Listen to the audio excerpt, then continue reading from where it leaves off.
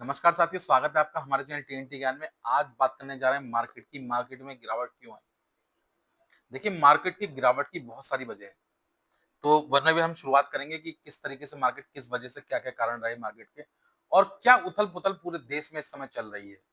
क्योंकि संसद का सत्र शुरू हो चुका है और संसद का सत्र शुरू होने का हंगामेदार सत्र रहा है और विपक्ष की बहुत समय से मांग थी कि ऑपरेशन सिंदूर पे चर्चा हो और सीज फायर पे चर्चा हो।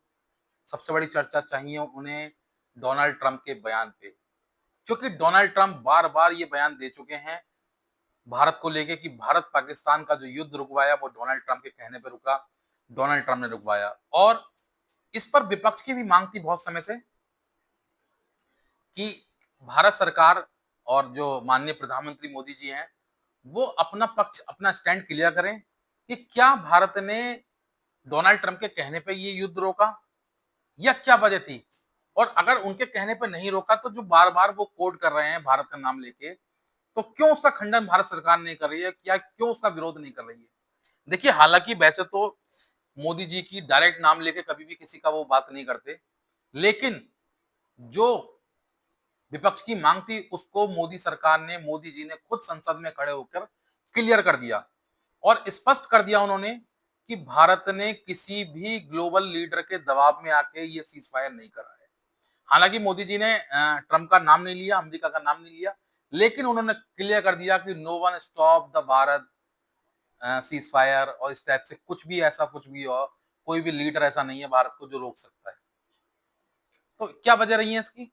वो उन्होंने क्लियर करा कि किस वजह से उन्होंने युद्ध रोका। उन्होंने कहा था कि अगर डीजीएमओ लेवल की वार्ता होगी और अगर पाकिस्तान हमसे रिक्वेस्ट करेगा युद्ध रोकने के लिए तो हम रोक देंगे।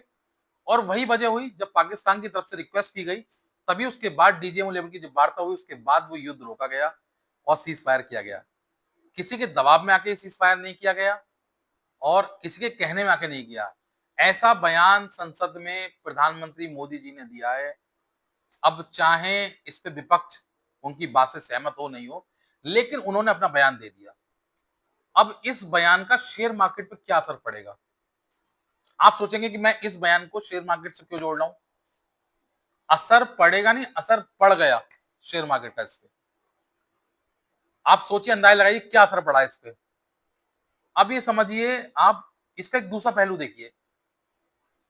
अगर भारतीय प्रधानमंत्री नरेंद्र मोदी जी कहते हैं संसद में खड़े होकर कि जो भारत में जो सीज फायर हुआ पाकिस्तान के साथ, वो डोनाल्ड ट्रंप के कहने से नहीं हुआ, इसका क्या इंपैक्ट पड़ता है? इसका इंपैक्ट ये पड़ता है कि डोनाल्ड ट्रंप जो पूरे विश्व में बार-बार चीख-चीख कर जो ये कह रहे हैं कि मैंने भारत पाकिस्तान का युद्ध रुकवाया। क्योंकि देखिए, आपको मैं एक चीज बता दूं, जब वो सरकार में आने वाले थे उससे पहले उन्होंने अनाउंस किया था कि जब मैं सरकार में आ जाऊंगा उसके तुरंत बाद वो भारत, वो सॉरी, रूस यूक्रेन का युद्ध रुकवा देंगे। लेकिन वो रूस यूक्रेन का युद्ध तो नहीं रुकवा पाए। अब उनकी खिसियाट किस पे निकली? इस पे। तो उन्होंने क्या चाहा कि चलो जो भारत पाकिस्तान युद्ध रुक गया है, क्योंकि दोनों ही परमाणु सक्षम देश हैं।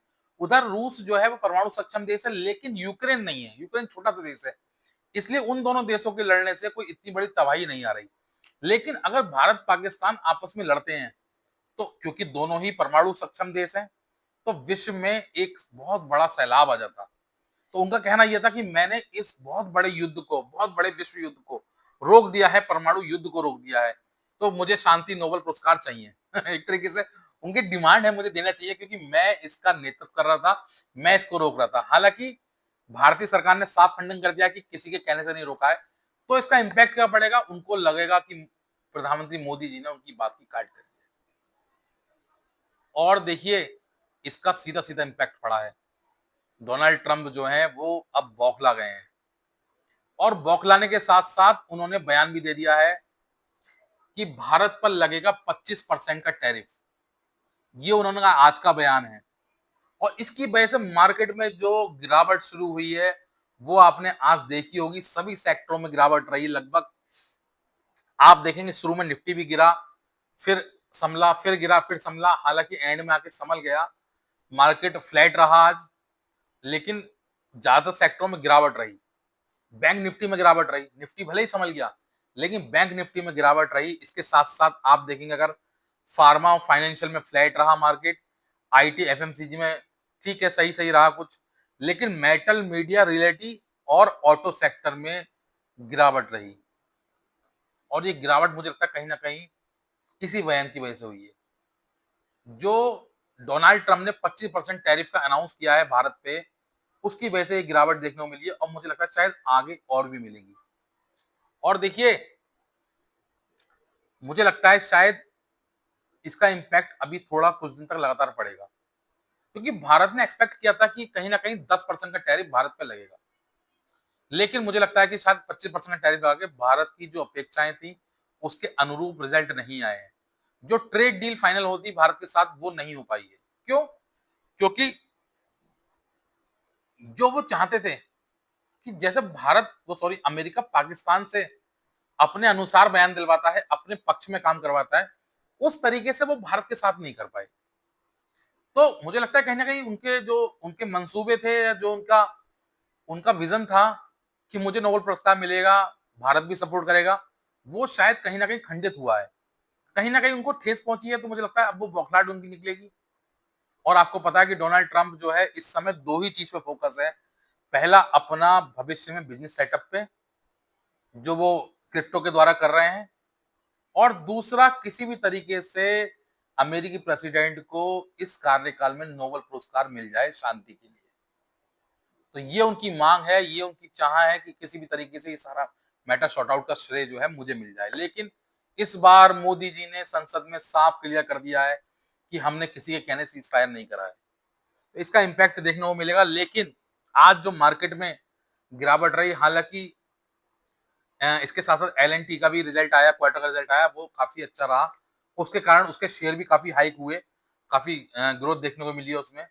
काफी चीजों के लगातार निरंतर रिजल्ट आ रहे हैं, लेकिन टाटा में गिरावट है। टाटा के कारण मार्केट का बहुत ज्यादा, और अभी मैंने लास्ट बताया था कोटक महिंद्रा का जो क्वार्टर का रिजल्ट आया, उससे भी मार्केट में बहुत इंपैक्ट पड़ा है।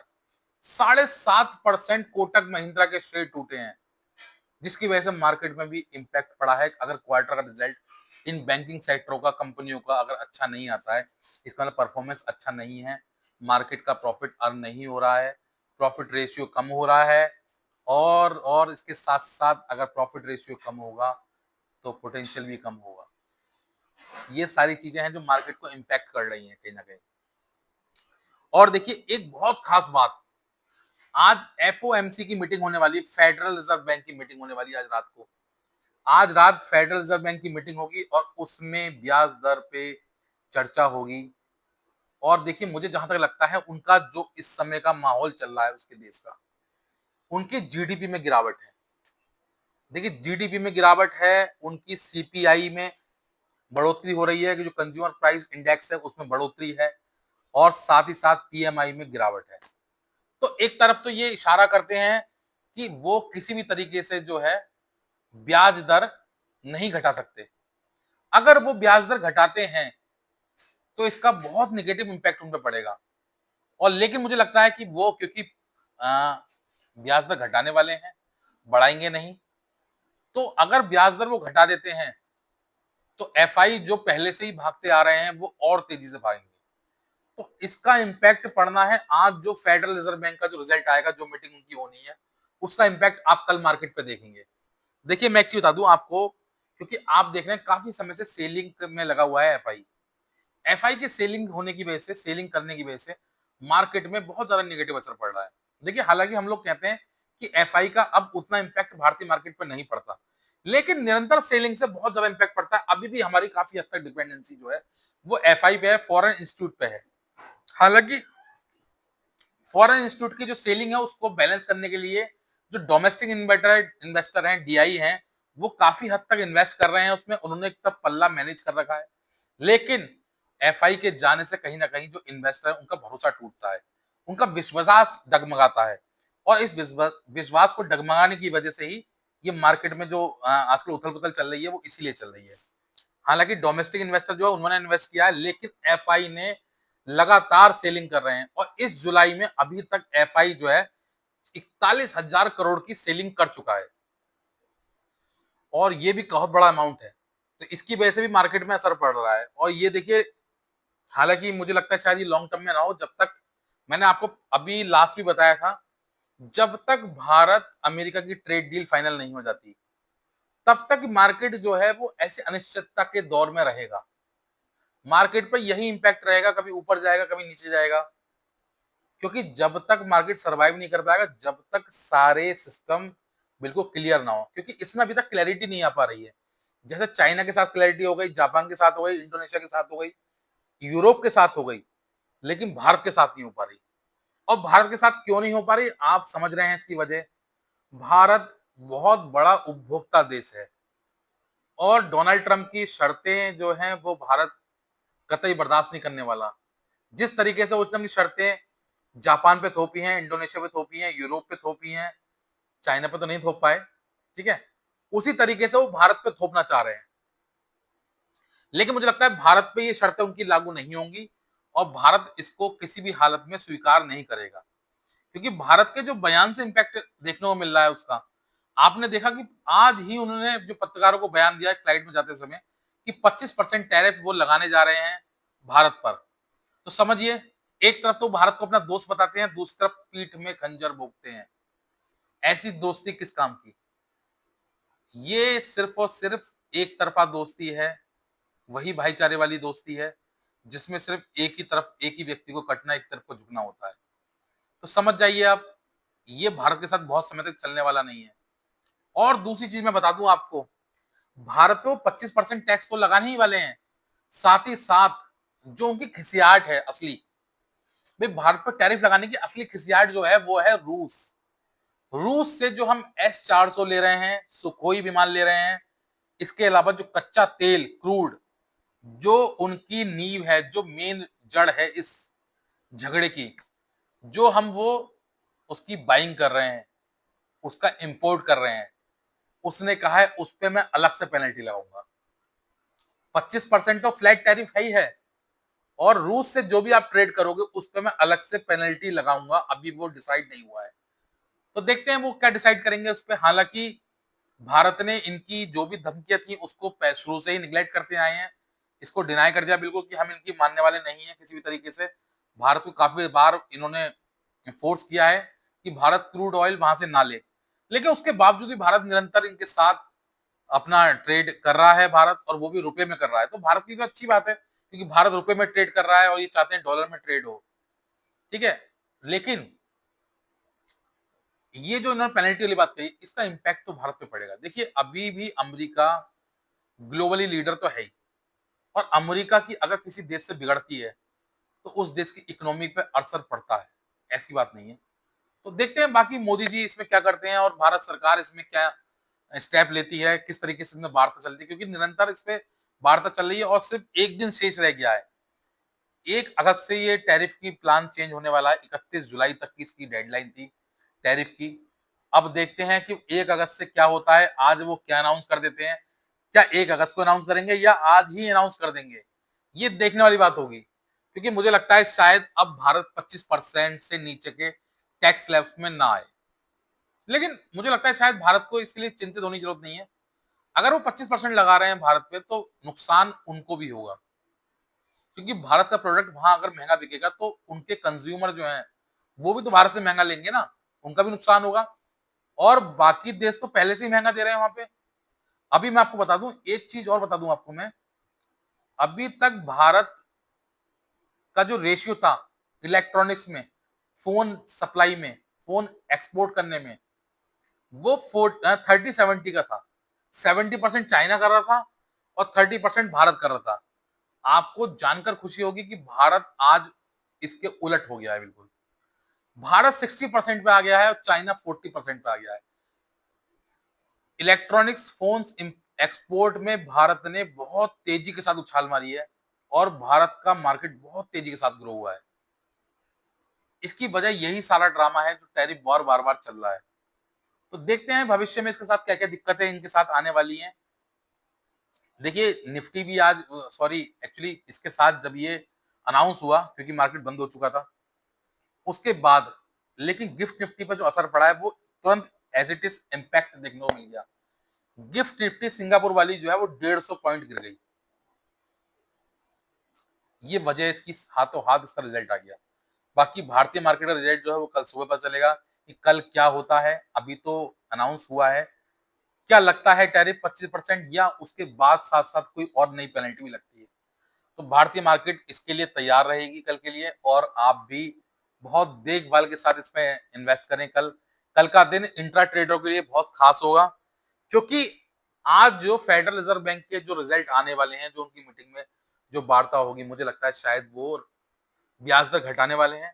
जबकि अगर वो ब्याज दर घटाते हैं तो उनकी अर्थव्यवस्था के लिए एक झटका होगा।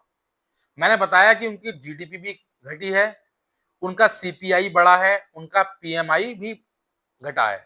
तो ये दोनों विपरीत हैं। जबकि सीपीआई क्या था, सीपीआई जो है घटना चाहिए था और पीएमआई बढ़ना चाहिए था, हुआ उल्टा है। सीपीआई बढ़ा है, पीएमआई घटा है। तो इसका भी देखिए इम्पैक्ट देखने को मिलेगा। अगर वो घटा देते हैं तो ये उनके लिए भी नुकसान होगा, और अगर बढ़ाते हैं तो भारत के लिए फायदा होगा। तो देखते हैं कि क्या होता है। आज की जो मीटिंग है फेडरल रिजर्व बैंक की, उसका क्या रिजल्ट आता है। मुझे लगता है शायद डोनाल्ड ट्रंप की खिसियाट यहाँ देखने को जरूर मिलेगी, और कुछ ना कुछ नया वो लेके आएंगे अपनी शर्तों के साथ। तो भारतीय मार्केट को देखना पड़ेगा, उसी हिसाब से भारतीय मार्केट ऑब्जर्व करेगी कल के मार्केट को। तो कल जो मार्केट जब भारत का खुलेगा, आज है 30 जुलाई, और एक चीज बता दूं, कल कई सारे इंडेक्स की एक्सपायरी भी है। तो सोच विचार के देखना, क्योंकि कल के दिन सारे शॉर्ट आउट, सारे मैटर सॉल्व होते हैं, सारी पोजीशन क्लियर होती हैं। तो आप उस हिसाब से ही ट्रेड करना, ऑप्शन वाले और जो इंट्राडे वाले हैं वो भी ध्यान से। कल का मार्केट बहुत ज्यादा मेरे ख्याल से संवेदनशील रहेगा। क्यों? क्योंकि कल रिजल्ट आने वाला है फेडरल रिजर्व बैंक का। तो मुझे लगता है शायद आपको मेरी वीडियो अगर अच्छी लगी हो, या मेरी दी हुई न्यूज से आप संतुष्ट हो, तो मेरे चैनल को लाइक करें, शेयर करें, और अगर वीडियो पसंद आए तो सब्सक्राइब जरूर करें। Thank you.